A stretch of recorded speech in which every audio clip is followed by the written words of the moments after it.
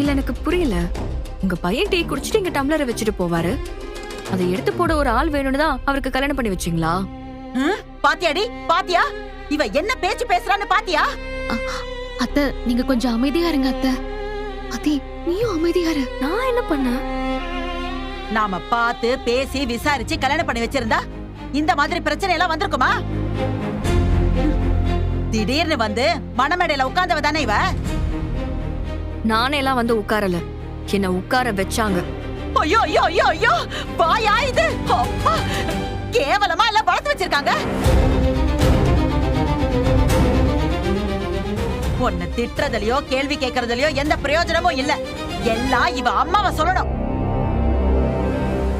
எங்க அம்மா என்ன ஒழுங்கா தான் வளர்த்திருக்காங்க. நீங்க தான் உங்க பையனை சரியாவே வளர்க்கல. என்ன சொன்ன?